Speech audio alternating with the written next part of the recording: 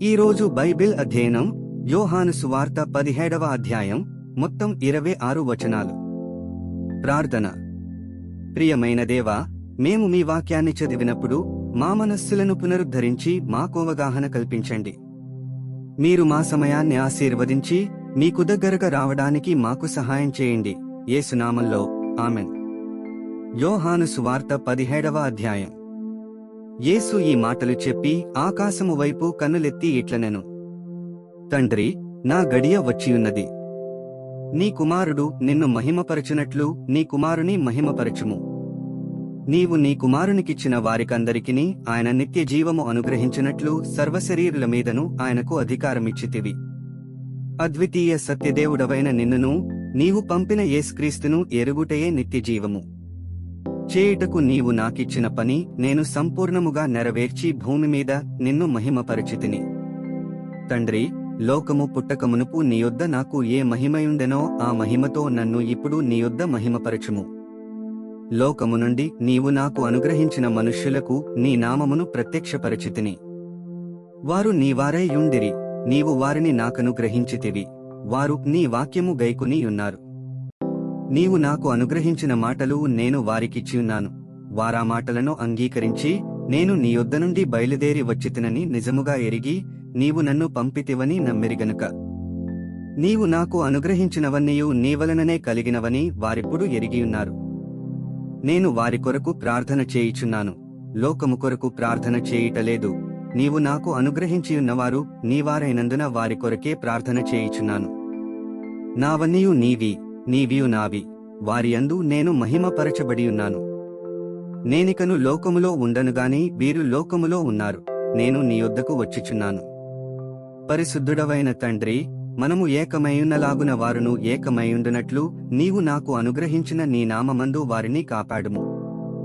నేను వారి యొద్ద ఉండగా నీవు నాకు అనుగ్రహించిన వారిని నీ నామమందు కాపాడితిని. నేను వారిని భద్రపరచితిని గనుక లేఖనము నెరవేరునట్లు నాశనపుత్రుడు తప్ప వారిలో మరి ఎవడునూ నశింపలేదు. ఇప్పుడు నేను నీ యొద్దకు వచ్చుచున్నాను. నా సంతోషము వారియందు పరిపూర్ణమగునట్లు లోకమందు ఈ మాట చెప్పుచున్నాను. వారికి నీ వాక్యమిచ్చియున్నాను. నేను లోక సంబంధిని కానట్టు వారును లోక సంబంధులు కారు గనుక లోకము వారిని ద్వేషించును. నీవు లోకములో నుండి వారిని తీసుకుని పొమ్మని నేను ప్రార్థించుటలేదుగాని దుష్టుని నుండి వారిని కాపాడుమని ప్రార్థించుచున్నాను. నేను లోక సంబంధిని కానట్టు వారును లోక సంబంధులు కారు. సత్యమందు వారిని ప్రతిష్ఠ చేయుము, నీ వాక్యమే సత్యము. నీవు నన్ను లోకమునకు పంపిన ప్రకారము నేనును వారిని లోకమునకు పంపితిని. వారును సత్యమందు ప్రతిష్ఠ చేయబడినట్లు వారి కొరకై నన్ను ప్రతిష్ఠ చేసుకొనుచున్నాను. మరియు నీవు నన్ను పంపితివని లోకము నమ్మునట్లు, తండ్రి, నాయందు నీవును నీయందు నేనును ఉన్నలాగున వారును మనయందు ఏకమైయుండవలెనని వారి కొరకు మాత్రము నేను ప్రార్థించుటలేదు. వారి వాక్యము వలన నాయందు విశ్వాసముంచు వారందరూ ఏకమైయుండవలెనని వారి కొరకును ప్రార్థించుచున్నాను. మనము ఏకమైయున్నలాగున వారును ఏకమైయుండవలెనని నీవు నాకు అనుగ్రహించిన మహిమను నేను వారికి ఇచ్చితిని. వారియందు నేనును నాయందు నీవును ఉండుట వలన వారు సంపూర్ణులుగా చేయబడి ఏకముగా ఉన్నందున నీవు నన్ను పంపితివనియు నీవు నన్ను ప్రేమించినట్టే వారిని కూడా ప్రేమించితివనియు లోకము తెలిసికొనున్నట్లు నాకు అనుగ్రహించిన మహిమను వారికి ఇచ్చితిని. తండ్రి, నేనెక్కడ ఉందునో అక్కడ నీవు నాకు అనుగ్రహించిన వారును నాతో కూడా ఉండవలెననియు నీవు నాకు అనుగ్రహించిన నా మహిమను వారు చూడవలెననియు కోరుచున్నాను. జగత్తు పునాది వేయబడక మునుపే నీవు నన్ను ప్రేమించితివి. నీతి స్వరూపుడవగు తండ్రి, లోకము నిన్ను ఎరుగలేదు, నేను నిన్ను ఎరుగుదును. నీవు నన్ను పంపితివని వీరెరిగియున్నారు. నీవు నాయందు ఉంచిన ప్రేమ వారియందు ఉండునట్లును నేను వారియందు ఉండునట్లును వారికి నీ నామమును తెలియజేసితిని, ఇంకను తెలియజేసెదనని చెప్పెను. 26 వచనాలు చదివియున్నాము.